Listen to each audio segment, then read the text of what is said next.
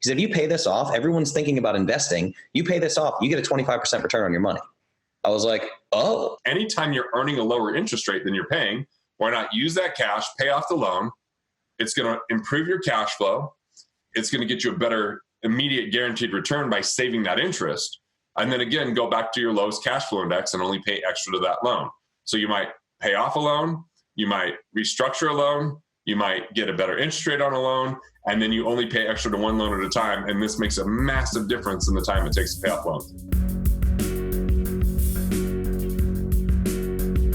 I want to talk about debt because that's the number one thing that I got. The number one theme of all these questions is getting out of debt. And the scary thing there is like wisdom through experience is huge. Like my very first business deal with Clovis, I lost multiple six figures. I got murdered. I don't talk about that a lot, but just because there was a lawsuit and all this craziness, right? It was awful. But I touched a very hot stove that I'll never touch again, the wisdom through experience.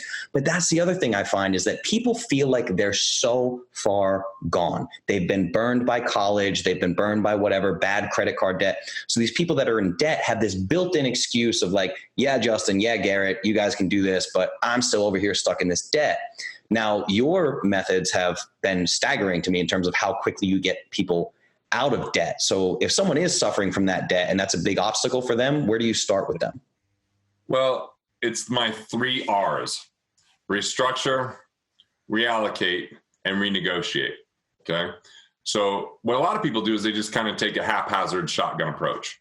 Like, this bill's due. I've got a little extra money on this. I'll just pay extra to this loan. Oh, hey, this time this one came up. I didn't have extra. I pay the minimum.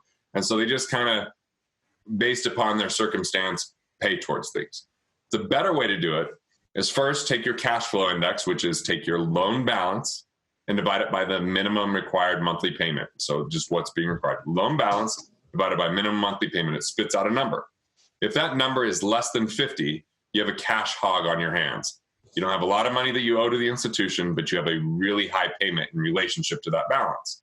So loan balance divided by minimum monthly payment gives you your cash flow index. If it's over 100, you have a pretty efficient loan. I wouldn't rush to pay that off. I'd make sure to build up your own cash, and then you can pay it off when you have enough cash to pay it off, so you keep control of your money. But the restructure part is a lot of people could refinance loans and get better terms or combine loans for overall lower interest rate. So if you have a paid off car, if you were to refinance that car, you can get a 1.9, 2.9% interest rate, pay off a high interest rate credit card. And guess what? Your car loan improves your credit score. Your credit card probably hurts your credit score. So all of a sudden you boost your credit score. You can now go negotiate better interest rates with your other lenders. So find the cash flow index, pay the minimum to every single loan other than the loan with the lowest cash flow index, pay extra to that one.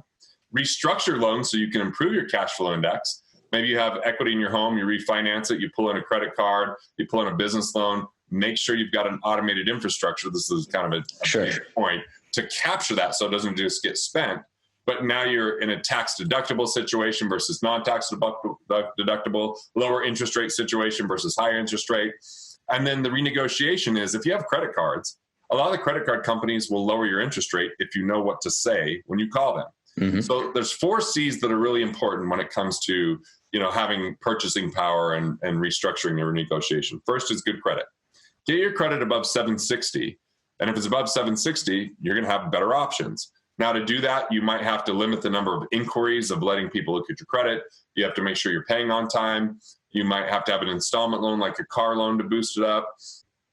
You might have to increase your limits available to you on your credit card so that there's nothing over 20 or 30% of utilization. You might have to make sure there's no errors on your credit report. There's some basic things that you could do that could really boost that score. Number 2, have good cash flow reporting.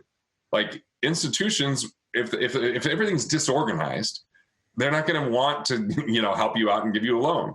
When you come very organized and when you speak the language of the institution, you know how to present yourself.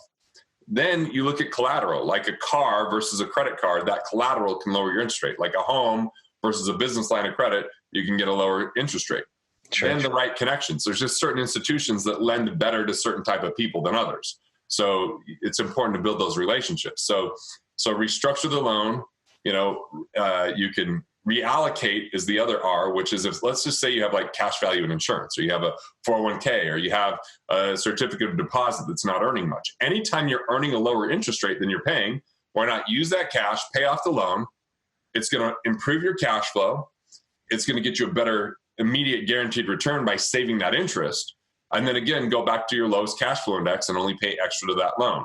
So you might pay off a loan, you might restructure a loan, you might get a better interest rate on a loan, and then you only pay extra to one loan at a time. And this makes a massive difference in the time it takes to pay off loans. Yeah, cash flow index was huge for me. And I just paid off my last actual loan personally besides my mortgage. I went through this with Tim at Wealth Factory, and my cash flow index on my car was like 47. And he's like, dude, he runs some numbers for me. He's like, if you pay this off, I had the cash on hand to pay it off. He said, if you pay this off, everyone's thinking about investing. You pay this off, you get a 25% return on your money.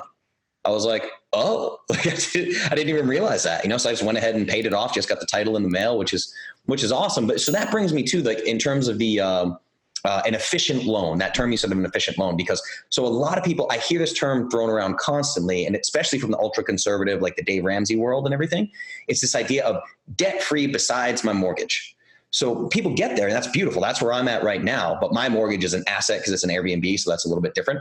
But people get to this place, which is a beautiful place. But then everyone, I see them zapping all of their cash flow. They go, now I'm going to pay off my house as quickly as possible, and I'm going to be completely debt free. And they scrimp and save, and they're misers, and they suffer till their house is paid off. Can you explain why this isn't necessarily the best approach from a cash flow standpoint? Well, there's multiple issues we're facing here. The first is most mortgages are amortized, right? So you could pay extra next month and your payment still stays the same. It just shortens the term of your loan. Mm-hmm. What if that's a 30-year loan?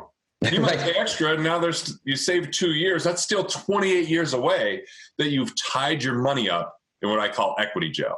Yes. Equity jail is money inside of your house that you can't get access to. And by the way, you can only access that money by refinancing, getting a line of credit, or selling the home. Now, banks never want to work with you if you're in a cash crunch. So let's say that you've got 50% of the value of your home in equity, and now you hit a cash flow crunch and you're like, I need to get that equity. The bank's going to say, I don't think so. Your financials don't look good. You're not earning the kind of money we want to. And then why not have them they want to foreclose. There's equity in that thing. They're like, cool, right? But my problem is people that try to pay off their mortgage do it at the expense of investing in themselves. Exactly. They might not take supplements. They might not have a trainer. They might not, be investing, and everything's going towards that. So it's like this weight on their shoulders that they're trying to get through. And they're so tunnel vision that they're missing out on life along the way. Now, the bigger problem is those people that actually pay it off, they're not teachable anymore. They think they've figured it all out. Yeah.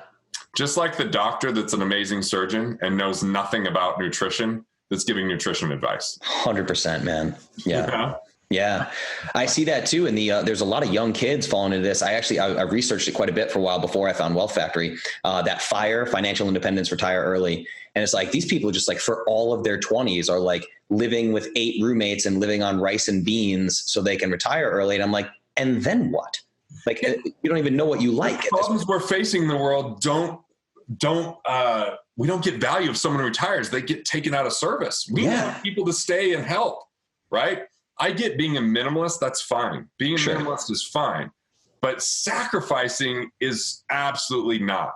Sacrificing, like my partners died at age 35. What if they lived a life of sacrifice?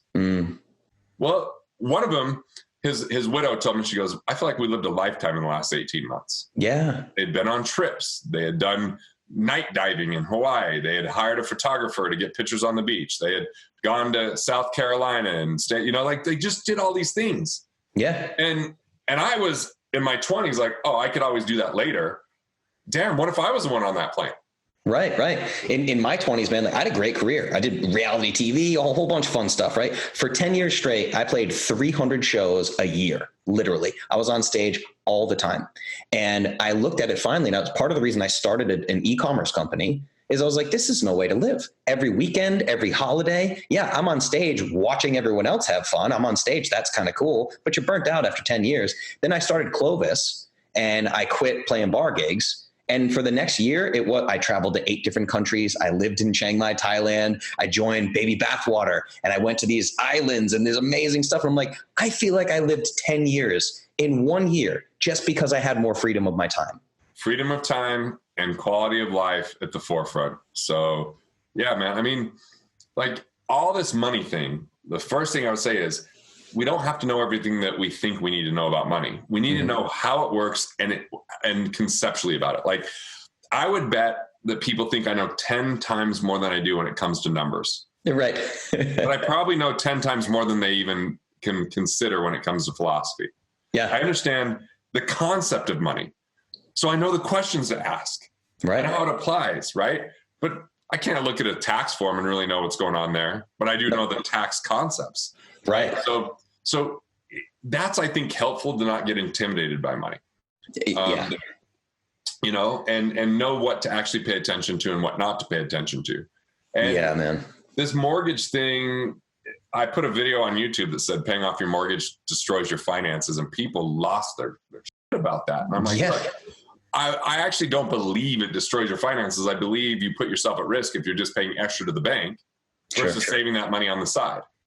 And then people are like, well, I'm never going to do better saving money on the side than the interest I save paying down my mortgage. I'm like, really? Because my mortgage right here in the house I'm sitting in, 4%. The place I've been putting the money has been earning 5.32%. And it's secure and it's locked in once it's earned. And so I'm actually going to pay off my home faster. I could pay it off tomorrow if I want. I have the money to pay it off. I'm not going to, because I'm not staying here forever. I'm just staying here until my kids graduate high school. And then my wife and I think we'll move.